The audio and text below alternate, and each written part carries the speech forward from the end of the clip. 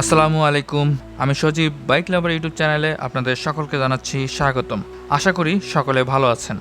বাংলাদেশে এবং ইন্ডিয়াতে R15 ভার্সন 4 নিয়ে ব্যাপক আলোচনা বা সমালোচনা যাই বলেন না কেন সব চলতেছে। বলতে পারেন এটা একটা এই মুহূর্তে খুবই ভাইরাল টপিক। তো এই টপিক নিয়ে অলরেডি আমি একটা ভিডিও পাবলিশ করেছিলাম বেশ কিছুদিন আগেই। তো সেখানে অনেকেই পজিটিভ এবং নেগেটিভ কমেন্টস করেছেন। তো আমি সবসময় চেষ্টা করি সবার কমেন্টসগুলোর অ্যান্সার দেওয়ার, বাট কিছু কিছু কোশ্চেন থাকে বা কমেন্টস থাকে যেগুলোর অ্যান্সার আসলে কমেন্টে দেওয়া পসিবল না, একটু ব্যাখ্যা করতে হয়। ওই ভিডিও থেকে সেরকম কিছু কমেন্টস নিব, যে কমেন্টসগুলোর অ্যান্সার আজকের ভিডিওতে দেওয়ার চেষ্টা করব। আবার R15 ভার্সন 4 নিয়ে নতুন করে একটা কনফিউশন সৃষ্টি হয়েছে। কিছু ওয়েবসাইটে এরকম নিউজ পাওয়া যাচ্ছে এটা নাকি R15 ভার্সন 4 হবে না, এটা R3 হতে যাচ্ছে।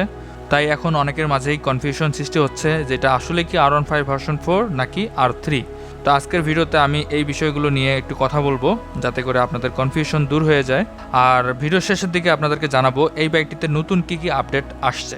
তাই এই বিষয়গুলো জানতে হলে অবশ্যই পুরো ভিডিওটি মনোযোগ সহকারে দেখুন। আর ততক্ষণে আমার ইউটিউব চ্যানেলটিকে সাবস্ক্রাইব করে পাশে থাকা বেল আইকনটি প্রেস করে রাখুন যেন পরবর্তীতে কোনো আপডেট মিস না হয়ে যায়। তো এনজয় করুন পুরো ভিডিওটি।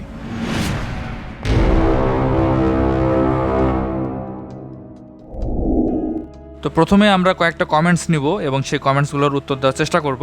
তো প্রথম যে কমেন্টের বিষয়ে বলবো, অনেকেই আমাকে কমেন্টস করছেন গত ভিডিওতে, তারা নাকি দেখেই বুঝতে পারতেছে এটা হচ্ছে R15 ভার্সন 3, শুধুমাত্র স্টিকার মডিফাই করে রাস্তায় চালানো হচ্ছে, ওইটাকে ভিডিও করে আমরা ভাইরাল করতেছি, এরকম বিষয় আর কি।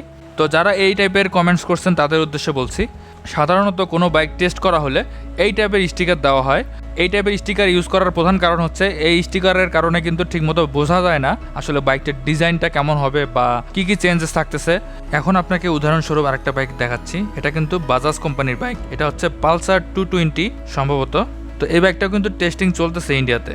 তো এই বাইকটাতেও কিন্তু কিছুটা এই টাইপেরই স্টিকার দেওয়া, আর প্রতিটা কোম্পানি এরকম টাইপেরই স্টিকার ইউজ করে যাতে করে আগে থেকেই বাইকটির লুকস এবং কালার এসব বোঝা না যায়।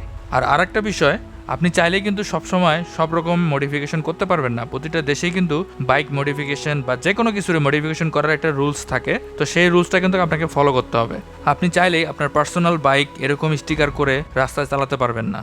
তো যারা এই টাইপের কমেন্টস করছেন তারা আশা করি এবার বুঝতে পারলেন যে এটা আসলে R15 ভার্সন 3-র স্টিকার মডিফিকেশন না, এটা আসলেই ইয়ামাহার নতুন কোনো বাইক।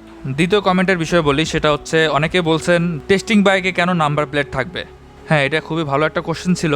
তো এক এক দেশের আসলে এক এক রকম নিয়ম হতে পারে। ইন্ডিয়াতে এরকমই নিয়ম যে টেস্টিং বাইকগুলোর ক্ষেত্রেও নাম্বার প্লেট লাগবে, এমনটা না শুধুমাত্র এই বাইকটাতেই টেস্টিং বাইকে নাম্বার প্লেট দেখা গিয়েছে, অন্যান্য কোম্পানির বাইকগুলোতেও কিন্তু টেস্টিং করার সময় নাম্বার প্লেট দেখা গিয়েছে। যেমন এই বাইকটাতেও দেখেন নাম্বার প্লেট দেওয়া আছে। তো টেস্টিং পারপাসের জন্যই শুধুমাত্র কোম্পানিরা এরকম একটা নাম্বার প্লেট লাগায়। নাম্বার প্লেট থাকা মানেই নতুন কোনো বাইক হবে না বা টেস্টিং বাইক হবে না, এমন কিছু না। যারা এই টাইপের কমেন্টস করেছেন তারা আশা করি উত্তর পেয়ে গিয়েছেন। তৃতীয় যে কমেন্টসের বিষয়টা বলবো সেটা হচ্ছে অনেকে বলছেন যে ভাইয়া এটা ফেক নিউজ, আপনি কেন এই টাইপের ভিডিও বানাচ্ছেন, অফিসিয়াল কোনো ইনফরমেশন আসেনি এখন পর্যন্ত। তো যারা এই টাইপের কমেন্টস করছেন তাদের উদ্দেশ্যে বলে রাখি, ইয়ামাহা কোম্পানি কি এটা বলছে কখনো বা এরকম কোনো স্টেটমেন্ট দিয়েছে যে এটা R15 ভার্সন 4 হবে না বা এরকম বাইক কোনো আসতেছে না? এরকম তো কোনো স্টেটমেন্ট এখন পর্যন্ত ইয়ামাহা দেয়নি। তাহলে আপনি কিভাবে 100% শিওর হতে পারেন এটা ফেক নিউজ? কারণ ভাই প্রতিটা জিনিসেরই আপডেট ভার্সন আসতেই থাকবে। এমন না যে R15 ভার্সন 3 আসছে আর জীবনে R15 ভার্সন 4 আসবে না, এরকম তো না। এই ইনফরমেশনগুলো কিন্তু আপনারা হয়তো বা পাচ্ছেন না, তাই হয়তো বা এরকম কমেন্টস করতেছেন। বাট আমরা কিন্তু এই ইনফরমেশনগুলো পাই বা বিভিন্ন রকম মাধ্যম থাকে তাদের কাছ থেকে কালেক্ট করতে হয়। যেহেতু ইয়ামাহা এখন পর্যন্ত কোনো স্টেটমেন্ট দেয়নি, তাই এটা হতেও পারে আবার নাও হতে পারে। তাই এই মুহূর্তে এই নিউজটাকে একেবারেই ফেক নিউজ বলা কোনোভাবেই উচিত নয়। আপনাদেরকে তো ভিডিও দেখাইলাম, তাই না? তো এতটুকু তো বিশ্বাস থাকা উচিত। আমরা যেহেতু এতদিন ধরে ভিডিও বানাই বাইক রিলেটেড, আমাদের কাছে এরকম নিউজ আসবে বা আমরা এরকম নিউজ পাবো, এটাই তো স্বাভাবিক। আপনিও দেখেন, একটু স্টাডি করেন, আপনিও অনেক ইনফরমেশন পাবেন। আর তাছাড়া কোনো বাইক কোম্পানি 5-6 মাস আগেই তাদের আপকামিং বাইক সম্পর্কে 100% কনফার্ম নিউজ দেয়, এরকম কখনো হয়নি বা সাধারণত এরকম হয় না। বড় জোর 1 সপ্তাহ বা 3-4 দিন আগে আপনাকে হয়তো বা একটু আভাস দিতে পারে যে নতুন কিছু একটা আসতেছে। আর যেহেতু বাইকের গঠন দেখে অনেক কিছু বোঝা যায়, তো সেই অনুপাতে আমরা এটাকে ধরে নিতেই পারি এটা R15 ভার্সন 4 হওয়ার সম্ভাবনা অনেক বেশি। তো যেহেতু বাইকটা লঞ্চ হতে এখনও 3-4 মাস দেরি আছে, তাই গোপন কোনো মাধ্যম বা আনঅফিশিয়ালি এই নিউজগুলো পাস হয়ে থাকে আর আমরাও সেখান থেকে এই নিউজগুলো পেয়ে থাকি। এমন না যে আমার মন গড়া কথা আপনাদেরকে শোনাচ্ছি। আর এই নিউজগুলো কিন্তু এমনি এমনি ছড়াচ্ছে না। এই বাইকটার যেহেতু অনেক বড় একটা ফ্যান বেস রয়েছে, এই কারণেই কিন্তু আরও বেশি এই বিষয়টা ভাইরাল হচ্ছে।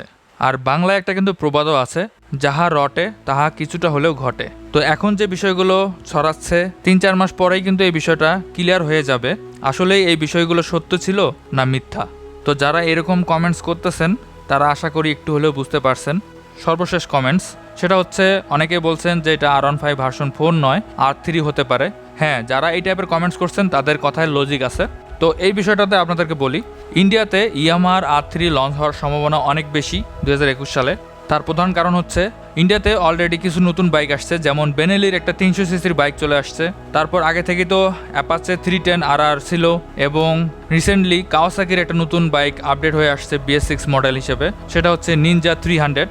তো এই বাইকটা কিন্তু তাদের প্রধান প্রতিদ্বন্দ্বী। তো এই বাইকগুলোর সাথে কম্পিটিশন দিতে হলে অবশ্যই ইয়ামাহা R3 বাইকটাকে আপডেট করা প্রয়োজন। আর এটাই হচ্ছে মেইন কারণ, যে কারণে সবাই বলতেছেন যে এটা R3 হতে পারে। আর আমার মনে হয় যারা এই ধরনের কমেন্টস করছেন তারা এই বিষয়গুলো জানেন, এই কারণেই R3 বলতেছেন। তাই চলেন আর কথায় নয়, আমরা এবার যুক্তি দিয়ে দেখব এই বাইকটা আসলেই R3 নাকি R15 ভার্সন 4 হবে। তো আমরা এই বিষয়গুলোকে পয়েন্ট আকারে উল্লেখ করব। নাম্বার 1, বাইকটার ব্যাক প্যানেলটা যদি আপনারা লক্ষ্য করেন, দেখা যাচ্ছে এটা কিন্তু সম্পূর্ণরূপে R15 ভার্সন 3-ই ব্যাক প্যানেল, বলতে পারেন হুবহু ওইটাই। এদিকে যদি আপনি R3-র ব্যাক প্যানেলটা দেখেন যেটা বর্তমানে রয়েছে, সেটার ডিজাইন কিন্তু সম্পূর্ণরূপে আলাদা এবং একটু অনেকটাই বড় সড়ো মনে হচ্ছে। আর সাধারণত কোনো কোম্পানি এমনটা কখনোই করে না যে একটা হায়ার সিসির বাইকের ডিজাইন তার থেকে কম সিসির বাইকের ডিজাইন হুবহু একই রকম করে বসিয়ে দেওয়া হবে। এটা আসলে কোনোভাবেই যুক্তিতে যায় না, বরঞ্চ তার উল্টোটা হয়ে থাকে, অর্থাৎ হায়ার সিসির বাইক থেকেই ইন্সপায়ার হয়ে কম সিসির বাইকগুলোর ডিজাইন করা হয়। তাই অন্তত এই যুক্তিতে এটা R3 হতে পারে না। আমার তো মনে হচ্ছে এটা R15ই হবে। 2 নাম্বার পয়েন্টটা আমি যেটা বলবো সেটা হচ্ছে এই বাইকটার ব্রেক টেস্টিং। বাইকটার ব্রেকের দিকে আপনি খেয়াল করলে দেখবেন এটার ডিজাইন হুবহু R15 ভার্সন 3-র মতোই, এবং সাইজটাও একই রকম দেখা যাচ্ছে। অপরদিকে R3-র ব্রেকের ডিজাইনটা কিন্তু সম্পূর্ণ আলাদা, এবং এটা কিন্তু আকারে R15 ভার্সন 3 থেকেও বড়। R15 ভার্সন 3-তে ইউজ করা হয় 282 মিলিমিটার ডিস্ক ব্রেক, আর R3-তে ইউজ করা হয় 298 মিলিমিটার। তো আকারে কিন্তু মোটামুটি যথেষ্টই বড় R3-র ডিস্ক ব্রেকটা, যদিও এই ছবিতে হয়তো ওইভাবে বোঝা যাচ্ছে না, বাট বাস্তবে দেখলে আপনারা অবশ্যই বুঝতে পারবেন যে এটার সাইজ কিন্তু বড়। তো একটা বাইককে আপডেট করতে গিয়ে কখনোই ডিস্ক ব্রেকের সাইজ কমিয়ে দিবে এটা কখনোই হতে পারে না। এতে করে তো ব্রেকের রেসপন্স আরেকটু খারাপ হবে, কারণ আমরা যতটুকু জানি যে ডিস্ক ব্রেক যত বড় হবে তত বেশি স্ট্রং ব্রেক হয়। তো ইয়ামাহার মতো কোম্পানি এই ভুলটা কি কখনো করবে? ধরেও নেই এটা যদি R3 হয়, তাহলে এটাকে কিন্তু আপগ্রেড বলা যায় না, বরঞ্চ ডাউনগ্রেড বলা হবে। তো 3 নাম্বার পয়েন্টে যে বিষয়টা বলবো সেটা হচ্ছে টেস্টিং বাইকটার ইঞ্জিনটা নিয়ে। আপনি যদি ইঞ্জিনটাকে খুব ভালোভাবে লক্ষ্য করেন, এই টেস্টিং বাইকের ইঞ্জিনের ডিজাইনটা R15 ভার্সন 3-র সাথেই মিলে যাচ্ছে, অর্থাৎ R3-র ইঞ্জিনের ডিজাইন কিন্তু সম্পূর্ণ আলাদা, আপনারা ছবিতে দেখতেই পাচ্ছেন। যদিও টেস্টিং বাইকের ছবিটা অতটা স্পষ্ট না, তারপরও একটু হলেও কিন্তু আইডিয়া পাওয়া যাচ্ছে বা ডিজাইনটা মিলে যাচ্ছে R15 ভার্সন 3-র সাথেই। বিশেষ করে ওই নাটগুলোর দিকে আপনি খেয়াল করলে বুঝতে পারবেন, সাদা সাদা যে ফোটা ফোটা দেখা যাচ্ছে, ওটা কিন্তু হুবহু R15 ভার্সন 3-র সাথেই মিলে যাচ্ছে। আর ইঞ্জিনের ক্ষেত্রেও কিন্তু অনেকটাই ডিফারেন্স আছে, কারণ R3-র ইঞ্জিনটা কিন্তু টুইন সিলিন্ডার একটা ইঞ্জিন, আর ওইটার ইঞ্জিনের সাইজ R15 ভার্সন 3-র ইঞ্জিনের থেকে অনেকটাই বড় আকৃতির। আর এটা তো কখনোই হতে পারে না যে একটা 300 সিসি বাইকের ইঞ্জিন একটা 150 সিসি বাইকের ইঞ্জিনের সমান হবে, বা 150 সিসি ইঞ্জিনের জায়গায় 300 সিসির ইঞ্জিন বসিয়ে দিবে। তাই 3 নাম্বার পয়েন্টটা দেখেও কিন্তু মনে হচ্ছে এটা কোনোভাবেই R3 হতে পারে না। 4 নাম্বার পয়েন্টে যে বিষয়টা বলবো সেটা হচ্ছে, আপনি যদি ডাইমেনশনের দিকে লক্ষ্য করেন এই টেস্টিং বাইকটার, এর ডাইমেনশনটা কিন্তু দেখে মনে হচ্ছে R15 ভার্সন 3-র মতোই, অর্থাৎ ওই সাইজেরই মনে হচ্ছে। যদিও পিকচার দেখে এভাবে আসলে বলাটা মুশকিল। আর আপনি যদি R3-র ডাইমেনশনটা লক্ষ্য করেন, সেটা অবশ্যই আপনার চোখে পড়বে যে R3 কিন্তু দেখতে বা ডাইমেনশনের দিক থেকে অনেকটাই বড় R15 ভার্সন 3-র তুলনায়। আর ইয়ামাহার মতো কোম্পানি এটা কখনোই করবে না একটা 300 সিসি বাইকের সাইজ 150 সিসি বাইকের সমান করে দিবে। তো এই পয়েন্টটা থেকেও আমরা প্রুভ করতে পারি সম্ভবত এটা R15 ভার্সন 4-এ হতে যাচ্ছে। আর একটা পয়েন্ট আপনাদেরকে বলি, যদিও এই পয়েন্টটা একদমই ক্লিয়ার না, সেটা হচ্ছে R3-র ইঞ্জিনটা কিন্তু টুইন সিলিন্ডার, ইঞ্জিন থেকে যে এক্সস্ট পাইপ বের হয় সেটা কিন্তু দুইটা পাইপ থাকে। আর যেহেতু R15 ভার্সন 3 ইঞ্জিনটা সিঙ্গেল সিলিন্ডার, তাই একটা পাইপে বের হবে, অর্থাৎ এক্সস্ট পাইপ। তো R15 এর পিকচারটা আপনারা একবার ভালোভাবে লক্ষ্য করুন যে এর কিটের কারণে কিন্তু এর এক্সস্ট পাইপটা দেখা যায় না, যেটা আর কি ইঞ্জিন থেকে বের হয়। আর এখানে দেখা যাচ্ছে টেস্টিং বাইকটার কিটের ডিজাইনটাও কিছুটা এরকমই। আর অপরদিকে R3-র ইঞ্জিনটা যদি আপনি লক্ষ্য করেন, এখানে কিন্তু স্পষ্ট দুটা পাইপ দেখা যাচ্ছে। তো এটা থেকেও মোটামুটি আভাস পাওয়া যায় যে এটা R3 হতে পারে না। যদিও টেস্টিং বাইকের পিকচারটা খুব একটা ক্লিয়ার না, এই বিষয়টা যদি ক্লিয়ারলি দেখা যেত তাহলে তো আর অফিসিয়াল নিউজের কোনো প্রয়োজন পড়তো না। আমরা নিজেরাই বলতে পারতাম যে 100% এটাই R15 ভার্সন 4 হতে যাচ্ছে। তো মোটামুটি আমি যে লজিকগুলো আপনাদের সামনে দাঁড় করালাম, তো আমার দৃষ্টিকোণ থেকে মনে হচ্ছে এটা R15 ভার্সন 4ই হবে, এটা R3 হওয়ার সম্ভাবনা খুবই কম। তো এই লজিকগুলো দেখার পরও যদি আপনাদের মনে হয় এটা R3, তাহলে অবশ্যই কমেন্ট সেকশনে জানান যে আপনার কেন মনে হচ্ছে এটা R3। তো এবার আপনাদেরকে সংক্ষেপে বলে দিচ্ছি এই বাইকটিতে কি কি আপডেট থাকছে। ফার্স্ট অফ অল, এবার ইন্ডিয়ান ভার্সনে ইউএসডি সাসপেনশন থাকতেছে, যেটা সাধারণত ইন্ডিয়ান ভার্সনে থাকে না।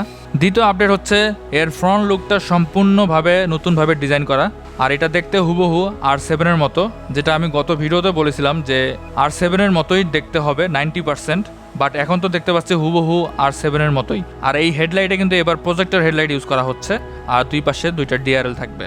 নাম্বার 3, সাইড লুকে কিছুটা পরিবর্তন পাবেন। আপনারা এখানে দেখতেই পাচ্ছেন স্পষ্টভাবে যে R15 ভার্সন 3 থেকে এর সাইড লুকটা কিন্তু অনেকটাই ভিন্ন, অনেক বেশি মাস্কুলার দেখা যাচ্ছে। আশা করা যাচ্ছে R15 ভার্সন 3-র তুলনায় এই সাইড প্যানেলটা দেখতে আরও বেশি গর্জিয়াস হবে।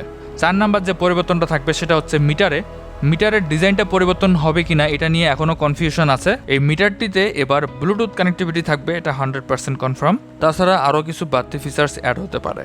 5 নাম্বার যে চেঞ্জটা থাকবে সেটা হচ্ছে এক্সস্ট পাইপে, এটার ডিজাইনটা কিন্তু সম্পূর্ণ আলাদা, দেখতেই পাচ্ছেন।